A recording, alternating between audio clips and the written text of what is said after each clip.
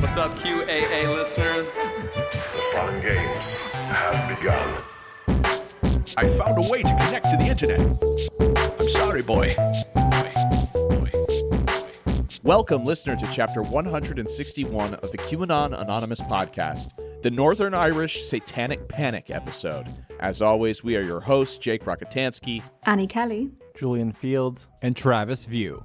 This week we're heading to Belfast, Northern Ireland in the 1970s, a period and place defined by violent sectarian struggle over national independence, often referred to as the Troubles. And just when tensions between Ulster Loyalists and Irish Republicans were at their height, a satanic panic broke out among the population with rumors of secret rituals, animal sacrifice, and even murder. But was British Army intelligence involved? And if so, what were their political motives? This episode is part one of a two-parter prepared by our UK correspondent Annie Kelly, whose father was a teenager in Belfast at the time, so I'm assuming he's going to ghostwrite this, right? This is all him? Yeah, it's my dad's podcasting debut. The second episode, for premium listeners, will delve into the life and trials of Colin Wallace, the British Army intelligence officer at the center of this, who turned whistleblower and claims to have been a key player in these psychological operations in Northern Ireland. But before all that, QAnon News. For my main story this week, Cyber Ninjas releases the results of the Maricopa County audit. Now, we finally got the results of this long-awaited audit from Cyber Ninjas, whose CEO, Doug Logan, was in touch with Ron Watkins. So, unsurprisingly, the QAnon community has been very interested in seeing how this all turns out. Ron Watkins himself, back in June, hyped up the audit as supremely important. And he declared that every other event, every other news item that you can see in any outlet was merely a distraction. He said this on Telegram. If the auditors in Arizona end up proving significant fraud occurred in Maricopa County, the entire perfect election narrative goes out the window. Other states and counties will immediately start their own audits. Won't be long before critical mass is achieved and all the dominoes come crashing down. All eyes on the audits. World War III, distraction. Alien invasion, distraction. Fauci created COVID-19, distraction. Gaza Strip land invasion, distraction. Orbital energy weapon destroys RV camper in the middle of the city, distraction. the last one really takes a turn. Yeah, save the best for last, seriously. So if they're orbital lasers that are just burning holes in the middle of cities, that's merely a way to distract from the supremely important Maricopa County election audit. Yeah, and what's crazy is it's like so much effort for so little reward, because I'm assuming they're talking about that bomb around Christmas time, that like the guy who blew himself up in the RV, right? That news cycle lasted like a couple of days at most. Yeah. So it finally came time to announce the results after months of work and millions of dollars spent. In testimony to the Arizona Senate, Doug Logan stated what his report found. The original election results were basically right, and the audit actually added some votes for Biden and lost some for Trump. If we take a look at the presidential race, Trump actually loses 261 votes from the official votes. Biden gains 99, and Jorgensen loses 204 votes. And again, these are all, very small numbers when we're talking about 2.1 million ballots. These are very small discrepancies. So we can say that the ballots that were provided to us to count in the Coliseum very accurately correlate with the official canvass numbers. The ones that were given to us, already setting up the next credibility dig that he's trying to do. It's like, well, the ones they gave us added up just fine. In fact, we were even more wrong than we thought. So, yeah, in a healthy world, that would mean that the matter is basically settled and the health of democracy would, be just fine moving forward. But in our world, the headline findings were more or less ignored by the general conspiracists and QAnon community.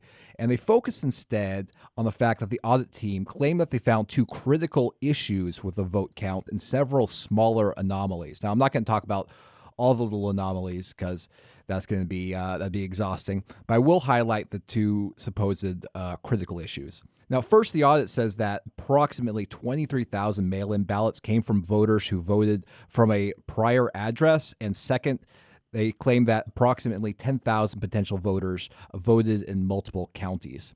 So a deeper dive into those claims reveals that they're not quite as nefarious as they appear. So starting with the claim that there are 23,000 votes cast in supposedly illegal mail-in ballots from the wrong address. So that finding is based on cyber ninjas comparing voter rolls to a commercial public database of addresses, which is called Melissa. The problem is that this Melissa database is incomplete and therefore isn't actually very useful for verifying voter addresses. In fact, the Cyber Ninjas report even conceded that the database that they used to check the voter rolls was off by tens of thousands.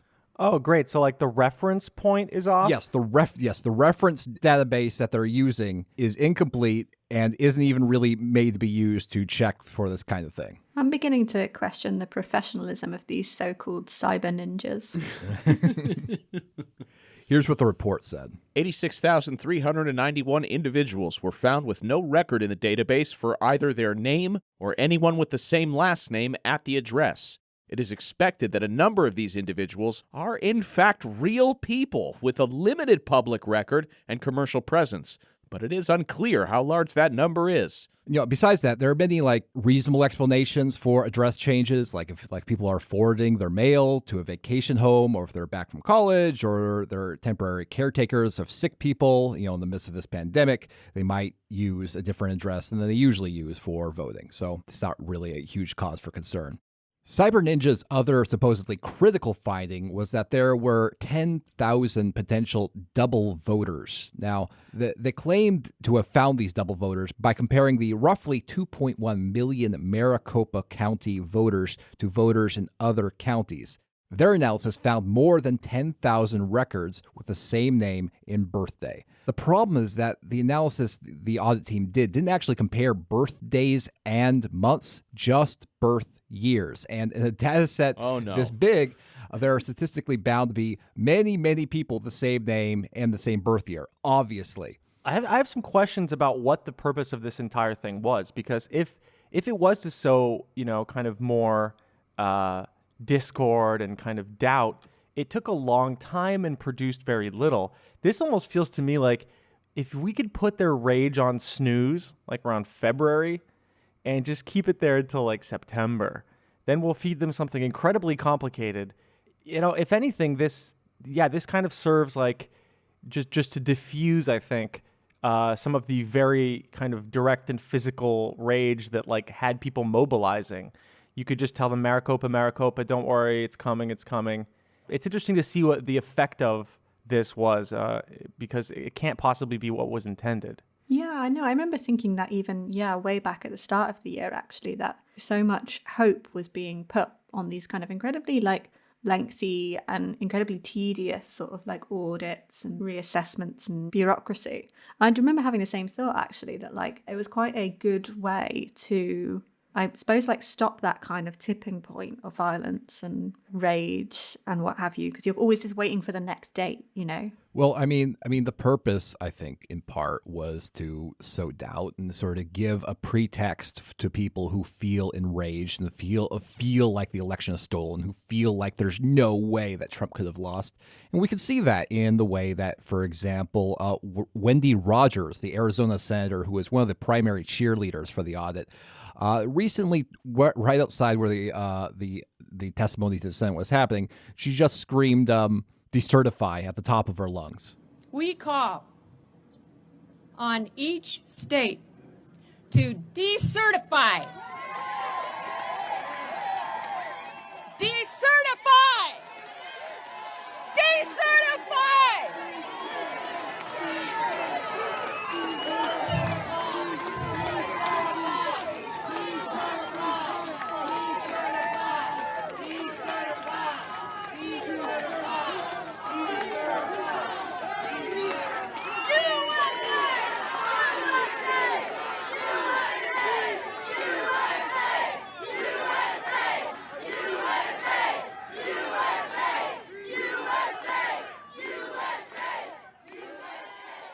Of course, Trump himself commented on the audit. At a rally in Georgia, the former president disparaged the press for accurately reporting what the findings were. Yesterday, we also got the results of the Arizona audit, which which were so disgracefully reported by those people right back there, and the headlines claiming that Biden won. That Biden won are fake news and a very big lie. You know, they like to, you ever notice when they write about that, they would say, while the election results are a big lie, every reporter, it's just total misinformation. While they're totally unfounded, everything's unfounded, big lie, not correct. While Trump has no reason to say this, I mean, we get piles and piles of information, affidavits by the thousands and thousands. It's a disgrace. We won on the Arizona forensic audit yesterday at a level that you wouldn't believe. I mean, he's got to be joking at this point. It's got to be a bit that he's doing for his homies. You know what I mean? That like 4 people, like he goes and does a rally, it gets broadcast, and like 5 like super rich guys like in living rooms are like, oh man, oh dude, Donnie. I guess the answer to all of the Maricopa County stuff is literally it doesn't matter. The conclusion is it doesn't matter because Trump will still go up and say whatever he wants. It literally doesn't matter. It never mattered. Yeah. And I guess we knew that, but now it's clear because Trump just goes up and goes, well, we won, you know, there's thousands of insert word and it's outrageous. Yeah. And like he would have said that whichever way. It doesn't matter. And so, now so many people are calling to decertify the vote, including Ron Watkins on Telegram, which is not a thing. There's not a legal way to decertify the vote in Arizona. There's no legal mechanism. This is you're just playing pretend now. The real loser is anyone who paid attention. If you fucking paid any attention, including us, writing about it, looking at it, wondering about this guy and these morons, we lose.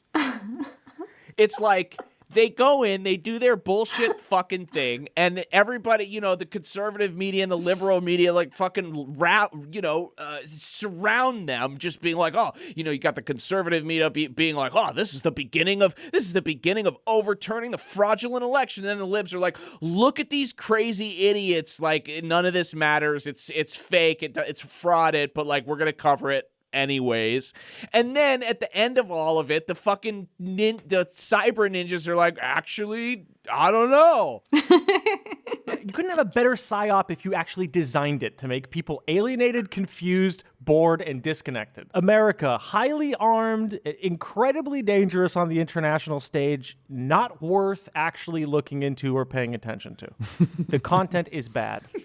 Well, I thought it was a great story, Travis. Thanks for sharing. Yeah, my pleasure. Yeah, why do you even do what you do? Unsubscribe. I mean, you're right, because it's like following all of like the stories about supposed election fraud. You had to follow like Sharpie Gate and the Italian satellite theories and like the bamboo fucking thread shit, like ballots. all debunked in this report. You know, all just like tears in the rain, just gone. Like all the brain power I wasted thinking about this bullshit that was just sort of like no one cares about it anymore. It's just sort of poofed away. The Northern Irish Satanic Panic. Greetings, my charming little listeners. It's your UK correspondent, Annie Kelly here. It's been a while since I've been on the podcast. As you may have heard, we've been experiencing a fuel shortage over here, meaning we can only use electricity for strictly essential activities. Luckily, the powerful podcasters lobby persuaded the government that our business counts for this, meaning I'm back on your airwaves. I could hear the generator in the background. Today, I'm bringing you something of a mystery from a very dark chapter in my country's past, the Troubles in Northern Ireland in the 1970s specifically. This story has become something of an obsession for me over the last month. And like all good obsessions, it's led me to some very weird places without many satisfying answers. Time for me to virally transmit my brainworms to every one of you. The mystery centres around a man called Colin Wallace, a former British Army intelligence officer who would turn into what some would call a whistleblower and others a fabulist, about some of the psychological operations he was involved in during his career. According to Wallace, this would involve inciting a satanic panic in the Northern Irish press, circulating smears in order to weaken the acting British governments of the time, and perhaps most chillingly of all, allowing known child abusers to continue working at a Belfast boys' home. while they remained useful informants. But before we get to Wallace, it's probably worth giving you the background on the context that all of this took place in. This will necessarily be a pretty short and simple version of Irish history. So if you're an expert in this matter, I advise you turn your volume down for about a minute, and don't bother me about it. While our story begins in the early 1970s, when it comes to understanding the context of the Troubles, we need to move even further back in time, to the Irish War of Independence, which finished in 1921. The ceasefire between the British and the Irish Republican Army led to a treaty which, among other things, partitioned the landmass of Ireland into the independent Irish Free State in the south, later the Republic, and the British territory in the 6 counties of the north east. This was done for a number of reasons, but among them was the number of Ulster Unionists, mostly Protestants, who lived in the north and had even fought alongside the British Army during the war to remain part of the United Kingdom. Many Catholic Republicans living in Northern Ireland, however, always felt that they had essentially been sold out. While the Troubles can often get misrepresented as a simple Catholic versus Protestant religious war, the lead up to the violence had a significant class and civil rights dynamic too. In the Republic, Catholics enjoyed a comfortable majority. In the North, though they made up about 40% of the population by the late 60s, they were ghettoised, gerrymandered into voting districts that ensured they would never have equal voting rights, and suffered from discrimination in areas like employment, housing, and banking. Here, it may be worth revealing that this is all a subject quite close to my heart. My dad is a Northern Irish Catholic, and most of my family live over there still. Since I'm sure at least one person will accuse me of bias, I should stress that, as is the case for lots of ordinary people in Northern Ireland, they are pretty proudly non-sectarian. My dad in particular has been a great help to me researching this episode. He was so helpful, in fact, that I decided to interview him to talk a little more about what Northern Ireland felt like to a Catholic teenager in the 70s. Well, you were aware of the fact that you were a second-class citizen and that the state that you lived in was designed to keep you in your place, and everything was very much geared towards if you were Catholic, then your chances of getting a job were less, your chances of getting a house to live in were less, your chances of making your way in the world were that much harder. So you found that you tended to live in the places where your fellow Catholics lived. Every person who grows up in Belfast has a mental map of the city, of the places that are safe and the places that are not so safe. And of course that changed. That existed before the Troubles started. There were places that you wouldn't go into. But with the onset of the Troubles, then that became much more obvious in some places that you were not going to be welcome. The tensions rose. Catholics were not welcome in more and more areas, and ditto Protestants couldn't go up the Falls Road with any degree of safety. So that was very much added to by the Troubles. So you were always conscious of sticking to places that you know. It's harrowing. It's much like how the unvaccinated are forced to live now. The Troubles began when Northern Irish progressives began organising to pressure the government for equal civil rights for Catholics in the late 1960s. Mainstream unionist thought was split on this issue, with some of the more liberal side being willing to gradually accommodate certain demands, and other more hardline Ulster loyalists seeing this as a slippery slope to minority rule in Northern Ireland and eventually reunification with the Republic. The Prime Minister at the time, Terence O'Neill, was regarded by these elements as too liberal, and a number of loyalist paramilitary organisations were set up for self-defence against what was thought to be the encroaching threat of the Irish Republican Army, or IRA. In truth, many of these paramilitaries, such as the notorious Ulster Volunteer Force, practised an indiscriminate campaign of terror against Catholic citizens, all of whom were considered suspect in their lack of loyalty to Queen and country. The spark that lit the bonfire, in John Hume, a local nationalist politician's words, was a civil rights march on the 5th of October 1968. A peaceful march by civil rights protesters, many of them students, was beaten with batons by the Royal Ulster Constabulary. More than 100 people were injured, and the televised scenes of violence sparked 2 days of rioting in Derry. The world is looking at the problems of this city after the events of the past 4 days. At least 80 people have been treated in hospital since police broke up last Saturday's banned civil rights march. The majority opinion here in Derry seems to be that the scenes would never have taken place had the parade been allowed to continue. But after the bloodshed, the stonings and the impassioned speaking, the basic problems remain much the same. The situation where, in the words of nationalist leader Mr. Eddie McAteer, 30% of the people hold overlordship over the remaining 70%. And while that position goes on, he says, a recurrence of the scenes of the past 4 days is always likely. And what's going to happen now, nobody is prepared to forecast. In 1969, the violence intensified. After clashes between civil rights marchers, the police, and loyalists in the largely Catholic Bogside neighbourhood of Derry, a loyalist organisation was allowed to march freely along the edge of the neighbourhood. A fierce battle broke out between the Catholic locals on one side and the police and their loyalist supporters on the other. The police deployed tear gas, armoured vehicles and water cannons to attempt to storm the neighbourhood, but were kept at bay over 3 days of continuous fighting. The event became known as the Battle of the Bogside. In response, Republicans in Belfast held protests at RUC bases and in some cases physically attacked police. Loyalists, believing this to be the beginning of an insurgency to overthrow the Northern Irish government, responded by invading Catholic areas, attacking civilians and burning houses and businesses. The Northern Irish journalist Martin Dillon described the impact.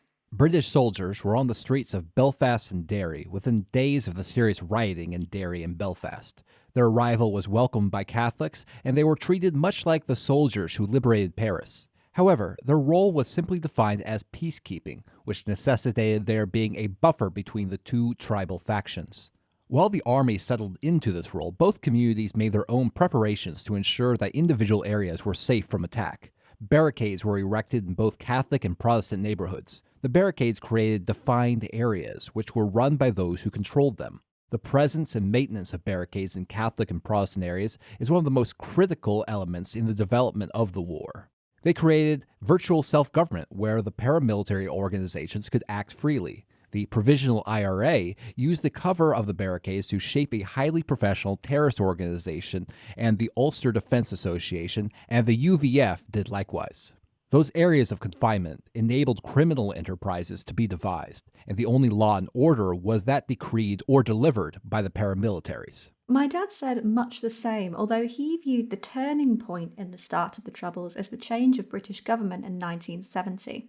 Well, I think initially the British Army was welcomed into Catholic areas of Belfast, and there was a general feeling that they were there to protect Catholics from the police and the B specials who were involved in either in actively backing or allowing to happen various pogroms where people were burnt out of their homes and so on, and attacked in the streets. So people felt that the British Army was a good thing at the beginning, and that was generally across the board feeling. But that changed in 1970 when then there was a change of government in London from Labour to Tory, and the Tory government then were persuaded by the Unionist government in Northern Ireland at the time that actually the biggest threat was not people attacking Catholic areas but the Provisional IRA, and that they were to be eliminated, and the best way of eliminating them was to take all their arms away. So they basically instituted curfews in all the Catholic areas of Belfast and Derry to search for those arms, and in a matter of weeks lost every single ounce of support that they had from the Catholic community, because people's homes were being smashed up and raided and soldiers bursting through. There was no way that they could be considered to be neutral anymore. However, I think it's worth remembering that not all Belfast was the same. So, it's something that I've always told people who didn't live there at the time, that you could live in Belfast and not be aware of what the army was up to because you weren't the targets. So the idea that, if you like, that it was an occupying force, akin to, the Nazis in, France or somewhere, is over the top. That's not how they behaved generally. In most places, people got along quite well with the army being there on the doorstep and checkpoints and so on, where the order of the day, most people's interactions with the army were quite polite and businesslike, even if you didn't particularly feel that comfortable that they were there, So, and that's true of, riots and so on. They were confined to certain parts of the city. By 1973, some areas of Belfast and Derry were war zones. 467 people had been killed in the previous year alone. The Provisional IRA, an offshoot of the official Marxist IRA, was now 3 years into its offensive campaign, aided with weapons and funding supplied by wealthy figures in the Irish-American diaspora, the then chairman of the Libyan Arab Republic, Muammar Gaddafi, and, in at least one case, sympathisers in the Irish government. Wow, what a motley crew that's propping this up. Many of the Unionist paramilitaries by this point had squabbled, fractured, and were dangerous not only to Republicans and Catholics, but to each other. The Northern Irish sociologist and Professor Emeritus at the University of Sheffield, Professor Richard P. Jenkins, who I interview later in this episode, described the atmosphere this way in his book, Black Magic and Bogeymen.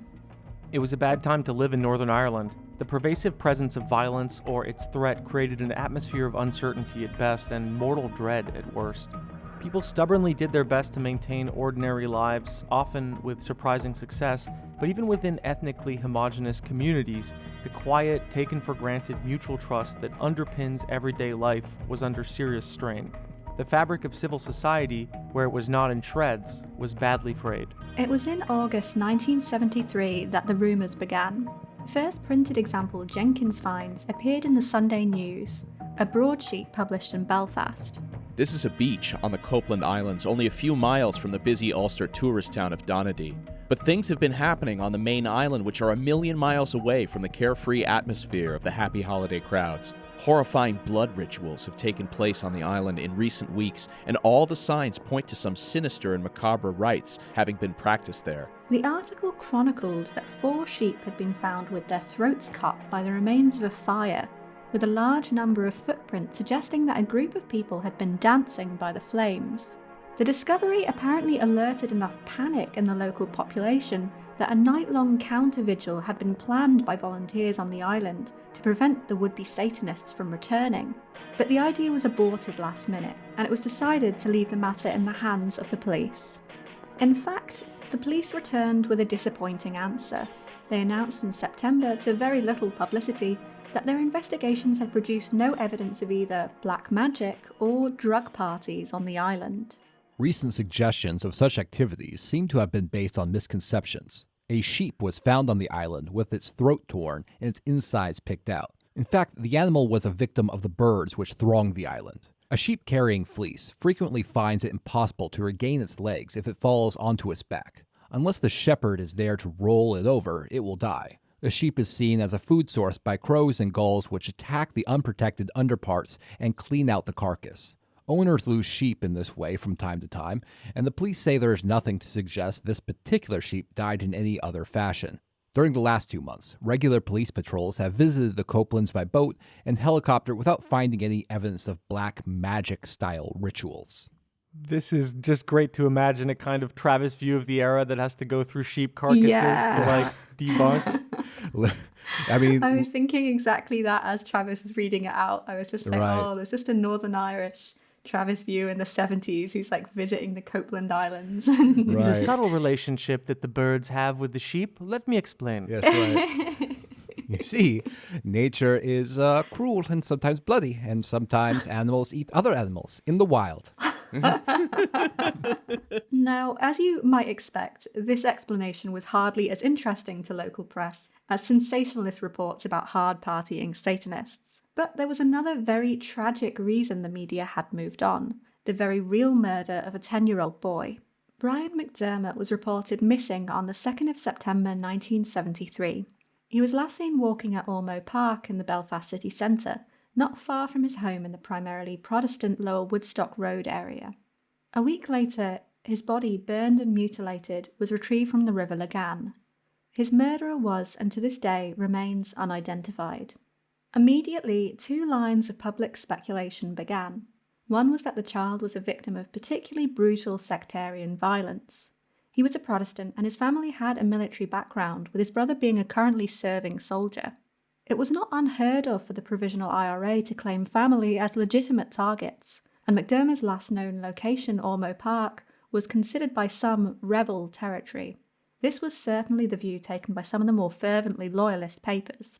The other view, however, was that McDermott's killing was too savage for even the IRA to contemplate, that there must have been something ritualistic going on. This was explicitly connected by some papers to the slain sheep on Copeland Islands, or just darkly alluded to with unsourced rumours of occult practices going on in the city. It was certainly not helped when Assistant Chief Constable William Mahag announced that he was, quote, not in a position to deny or confirm speculation that the killing could have been the result of witchcraft. Which, of course, gives everyone else license to speculate about it. I'm not in the position, but you, the rest of you, go ahead. As the book Black Magic and Bogeymen documents, printed gossip concerning Satanism and black magic only continued to grow from here. On the 22nd of September, a long article was published in the Belfast Telegraph headed, "Teenagers Dabbling in Black Magic." There is widespread concern among clergymen throughout Belfast that teenagers looking for an escape from the Troubles might be dabbling in the occult. Though there are few solid facts available to investigators, at least one inquiry has been carried out by priests in a city parish. Priests at the Holy Cross Church, Ardoyne, have confirmed that they carried out their own inquiry after reports in their parish that teenagers dabbling in the occult claimed to have contacted the soul of a man killed in the violence. One of the priests said today that they found no evidence to support the rumors, but that they were still concerned that teenagers might be involved in such practices. He added, quote, "Children subject to the violence have no form of recreation, and their escape leads them to things such as the occult. We are still hearing rumors, but it is difficult to pin them down. These rumors do not seem to pertain to just Catholic areas, but to other parts of the city as well." A reliable source told a Belfast Telegraph reporter only this week that the authorities had been informed about a black mass, which took place recently in a house off the Antrim Road. So yeah, just baking. Yes. I love how often they're just like, there is literally no evidence for this, but we're writing an article about it anyway. Now, this will probably sound weird to you guys right now, but remember that anonymous, reliable source quoted at the end of that article, because it's important for where we go next. It's time for us to finally turn to the story of a man called Colin Wallace. Colin Wallace was born in June 1943 in Randallstown, a small, firmly Protestant town in Northern Ireland. His father was an RAF officer who was injured in the last throes of World War II and died shortly afterwards when Colin was 3. Wallace was brought up Presbyterian and fiercely loyalist. He would later describe the 3 influences on his childhood as being his church, his country, meaning Britain, and the armed forces. As his unlikely biographer, the left-wing investigative journalist Paul Foote would later write, Colin doesn't remember having contact with any Catholics during the whole of his childhood. The enemy lurked like weasels in the wood, unseen and undiscovered, except perhaps to be shot at by a B Special Patrol. He could see the hamlets where they lived from the high ground above Tombridge and Moneyglass, but he never went near them. Quote, "I grew up to believe, above all else, in the importance of loyalty to the Crown and service to my country," Colin recalls. The attitude of complete, unswerving loyalty to the British sovereign state shaped the whole way I thought and behaved. All of this is important to say because of what Colin Wallace alleges happened next. After a stint with the notoriously anti-Republican Ulster Special Constabulary, the B Specials, he took a job as deputy to the public relations officer at Lisbon Barracks, headquarters of the British Army in Northern Ireland in 1968. At the time, although the civil rights movement was just beginning its agitations, the barracks were a relatively quiet place. As public relations officer, Colin's duties consisted largely of giving local press jolly stories to report, athletic achievements of soldiers, voluntary activities for charities, assisting amateur theatre companies with military costumes. Colin's boss, Tony Staunton, would later comment, "It became clear at once that Colin was in love with the army. He kept proving himself excellent in many, many ways, and he was always going off for some entirely voluntary military activity of one kind or the other. He was absolutely first class with the press from the beginning. He didn't believe in deceiving people at all, and he won the journalists' respect and trust right from the outset. We were extremely lucky to have found him." The significance of public relations for the army would change almost overnight once troops were deployed in Northern Ireland in 1969. In a staff of nearly all English officers, Colin, as a local, was an asset. What's more, he already had a strong relationship with many of the local journalists as their questions switched tracks from charity dues and sporting events to bombings, riots, and police shootings. But it wasn't just the events around the army that were changing, it was what Colin's job entailed too. In 1970, on the orders of the Ministry of Defence, the Information Department of Northern Ireland was reorganised. Now, side by side with public relations was a new department called Information Liaison, later Information Policy. It was a separate unit reporting directly to the intelligence services. Peter Broderick, the former head of Army Information Services in Northern Ireland, described its role this way. Under the title of Information Policy, its brief was to use psychological means to assist operations strategically and tactically. It is a skill that requires sensitivity, political finesse, and a thorough knowledge of the situation. Though Colin Wallace was on the staff of public relations, he was used by Information Policy as their outlet to the press. He also had a knowledge of the Irish situation, which was totally unique in the headquarters. As time progressed, he was not only the main briefer for the press, but also the advisor on Irish matters to the whole headquarters, and, because of his personal talents, contributed much creative thought to the Information Policy unit. That creative thought Broderick alludes to might be better understood by the term misinformation, or in a less loaded term, selective truths, fed to the press for the purpose of disorienting and undermining insurgents and their supporters. If all of this sounds a bit vague and confusing, let's use some examples given by Colin himself. He claims a major operation was spreading rumours of unstable and dangerous chemicals being used in IRA bombs that posed a threat to anyone coming into contact with them. It was known in the army that there had been incidents of IRA bombs exploding early, killing their handlers before they were planted. The real reason for this was their ultra-sensitive timing devices. Instead, Colin Wallace selectively leaked to the press that their premature explosions were because the IRA were using impure chlorate from their bombs that had been imported from France.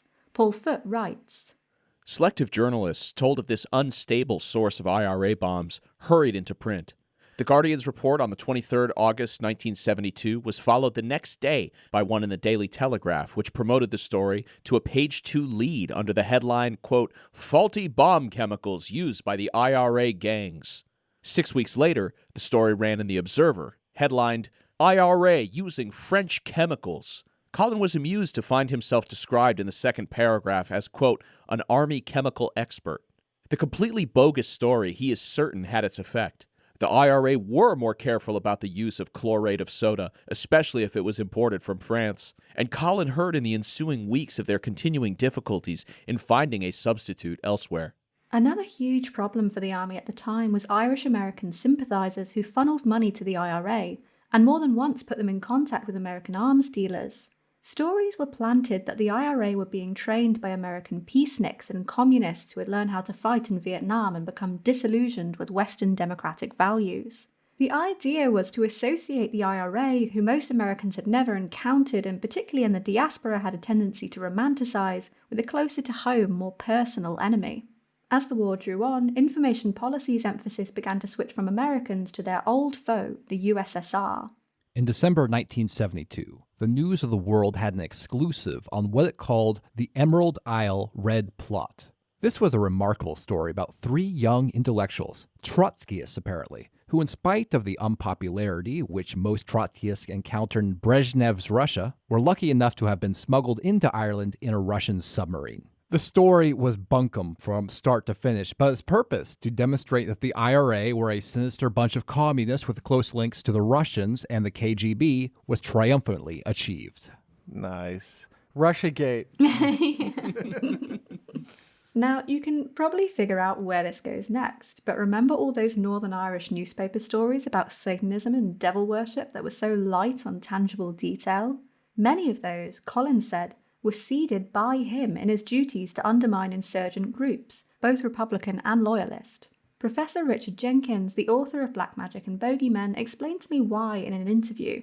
Colin Wallace, who's an officer in the Territorial Army but seconded to Army Intelligence, and a local man, by the way, from North Antrim, a Protestant, he has suggested and presented some evidence to demonstrate that some element in the formation of the rumours about Satanism or black magic emerged out of black propaganda activities of the army, setting up fake ritual sites, putting stories in the newspapers, and so on. And the question, of course, is why they did that.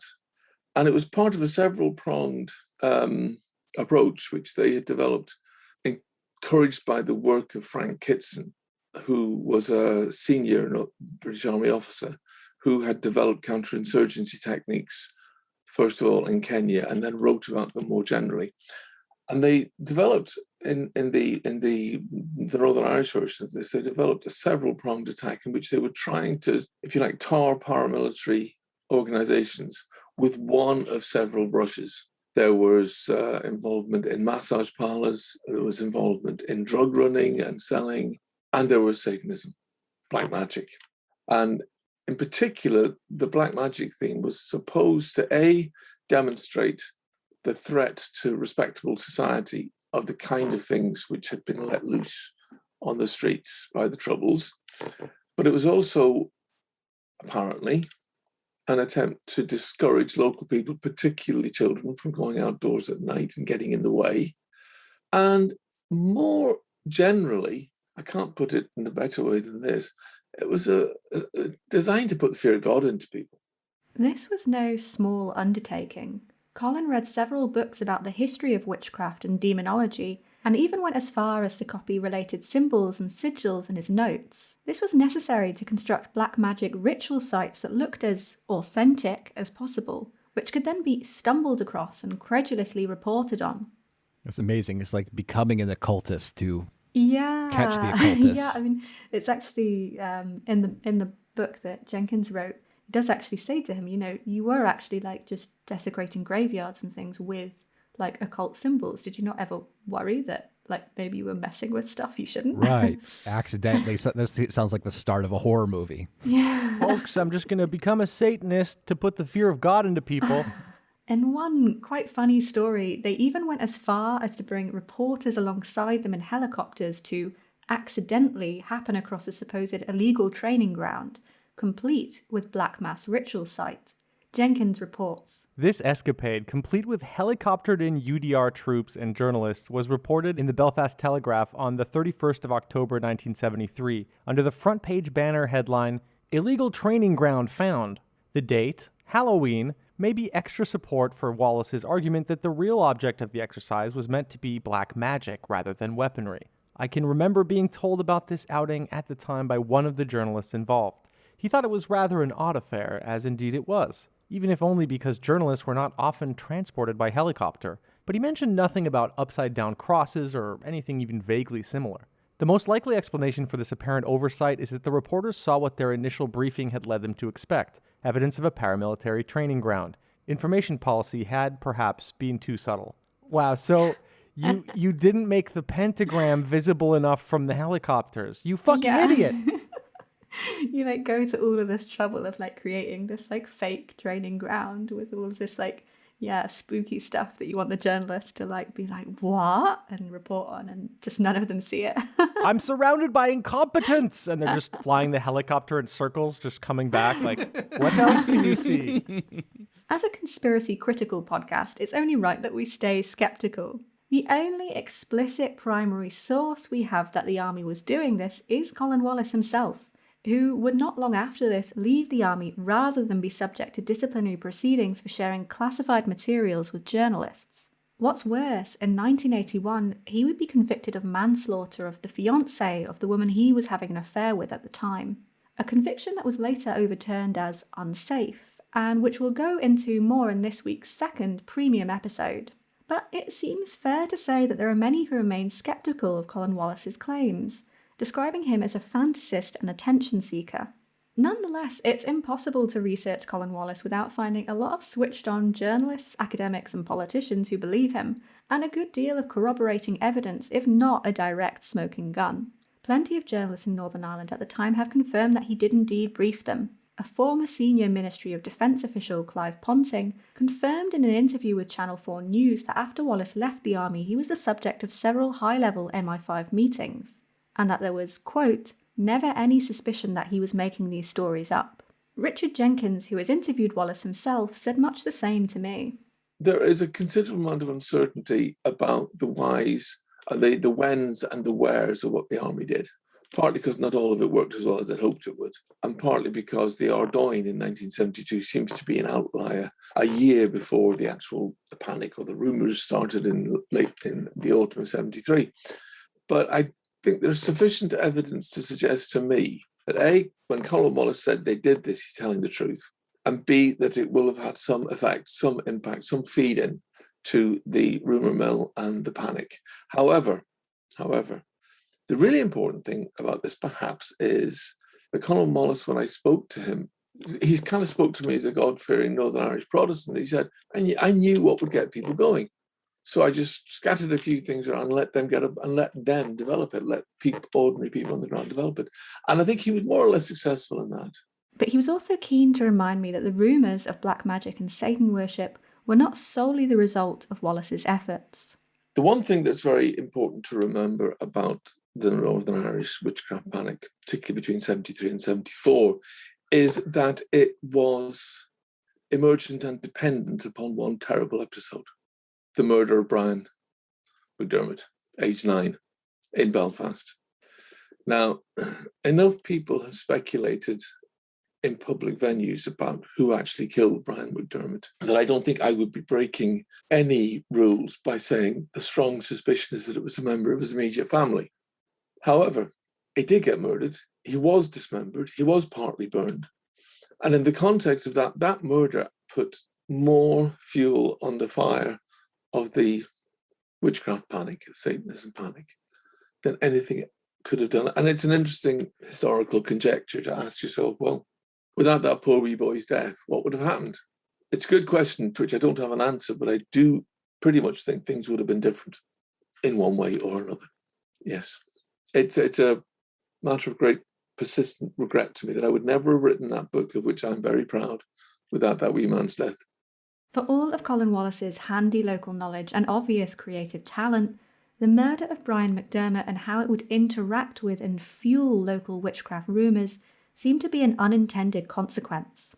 In a copy of a memo he sent around Northern Irish Army intelligence in 1974, it's clear that Wallace is disturbed by the continued speculation that the boy's murder had a ritualistic element, and the fact it could be disrupting the police investigation. Our own investigations of instances of alleged witchcraft or other satanic rites in the province would tend to dismiss the RUC's theory that Brian McDermott's murder could be part of these activities. I think from a press point of view, we would be very foolish to give any credence to such claims without the most convincing evidence. However much the British Army may have added fuel to the fire of the Northern Irish Satanic Panic, it's also clear that it was never fully in their control. Perhaps this is because they didn't quite understand the forces they were dealing with. Forces that weren't supernatural but all too human. For many in Northern Ireland at the time, no matter what political side of the line you stood on, there were some killings that felt too gruesome to comprehend. These included things like the assassinations of women, which flew in the face of even many hardened militiamen's sense of decency, but also killings that bore the marks of torture and mutilation before death. Murders that were not just a case of taking someone out, but deliberately inflicting agony and humiliation.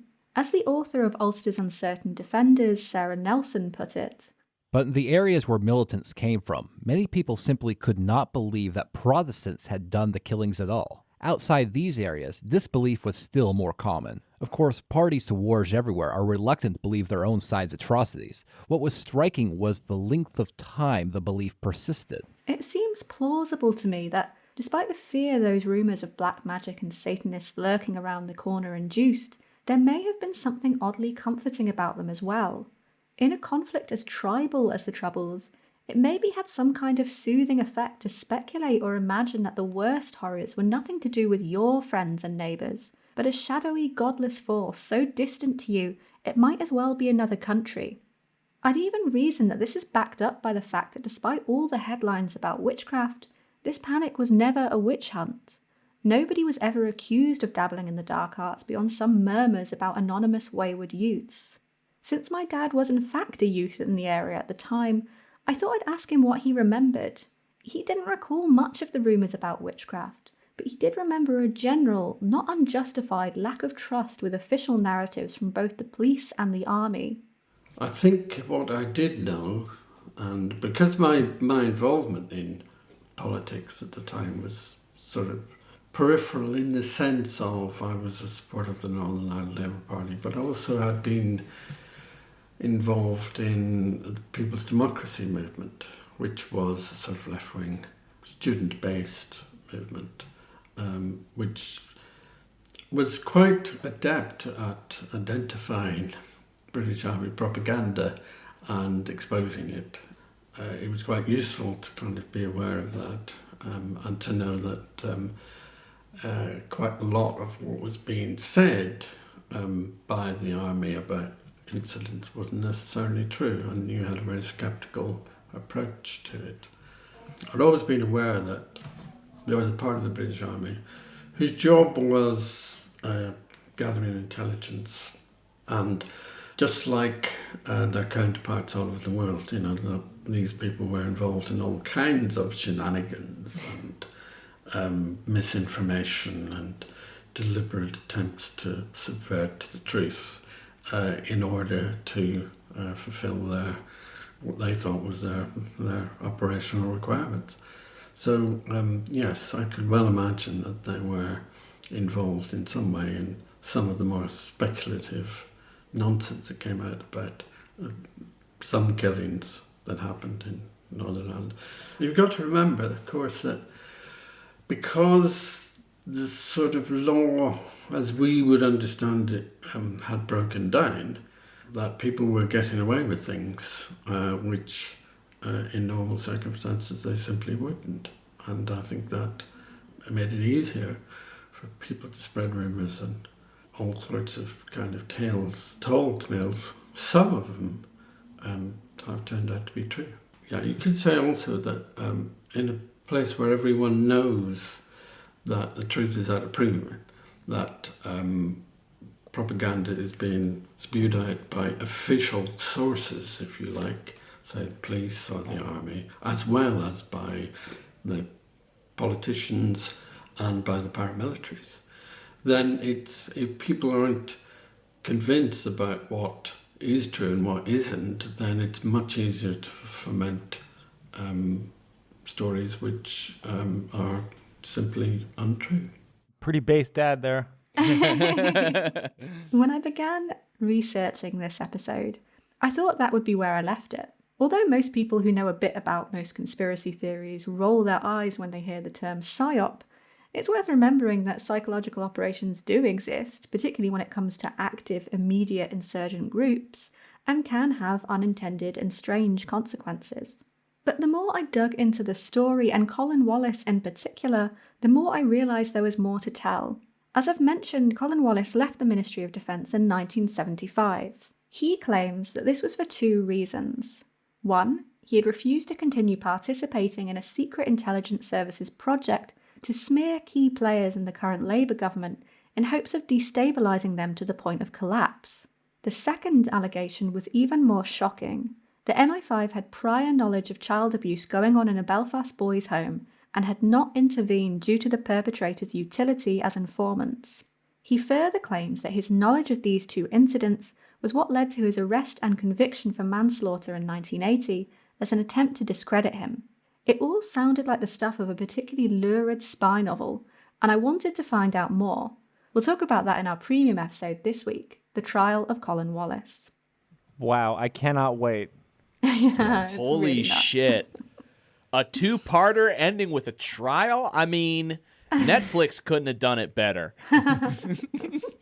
Good shit. Amazing. You know, what strikes me yet again is the way that conspiracists always exploit mystery corpses. I mean, you could take this all the way back to William of Norwich and blood libel. It's like whenever there's a mysterious death, whether it's William Morgan or Seth Rich, just as like whenever there's a mysterious death and it could advance some sort of weird paranoia, there are conspiracists who are willing to do it. Yeah, you know, that was where I live, right? William of Norwich. That's my city's claim to fame. We literally invented blood libel. That's just a millennia of blood libel started here. Thank you for listening to another episode of the QAnon Anonymous podcast. You can go to patreon.com/QAnon Anonymous and subscribe there for $5 a month, which will get you a whole second episode every week, including this week's Trial of Colin Wallace Premium, plus access to our entire archive of premium episodes. And if you're already a subscriber, thank you. You help us stay advertising free and editorially independent. Annie, tell us about your other podcast called The Vaccine Podcast. Yeah, if you want to listen to me talk about the history of the development of the smallpox vaccine and the first anti-vax movement, you can find me at Vaccine the Human Story. We're on all podcast platforms, and we also are on YouTube with some lovely visuals as well. Go check it out, folks. And for everything else, we have a website, QAnonanonymous.com. Listener, until next week, may the deep dish bless you and keep you. It's not a conspiracy, it's fact. And now, today's auto cue. The newspapers, particularly the local newspapers, the East Antrim Times, the Ballymena Chronicle, or whatever, those newspapers did play an active role in disseminating the rumours. They weren't the be-all and the end-all, but they were very, very important. Among the ways in which they were important was the recycling of stories. A story that was in one paper one week would appear with very little alteration in another paper the next week. And in fact, you can track the progress around Northern Ireland of some of these stories from one paper to another. So there was a kind of uncritical news cycle in which a lack of attention to the veracity of stories and a greater attention to whether or not they were printable and quote-unquote newsworthy. That's nothing new. Newspapers have been uncritically printing and recycling stories. And I think stories is a much better word than news. For a very long time. I don't think it wasn't made up in the 70s in Northern Ireland. It was something that newspapers have done for a very long time. If you look at the Daily Mail, and I choose that example purely at random, the lack of responsibility to the truth in the pages of the Daily Mail is something that goes back at least to the 1930s. So we're not doing anything strange or startling here. And as I said, some people believed this, some people believed the news, some people didn't. I think we do know that the reception of stories in the media is in part a product of people's preconceptions and predilections and their existing view of the world. So I think that's important to say as well, that you can, in newspaper terms, and you'll forgive me, but you can throw so much shit at the wall and it will only stick in certain places. Sorry, am I allowed to say shit on your podcast?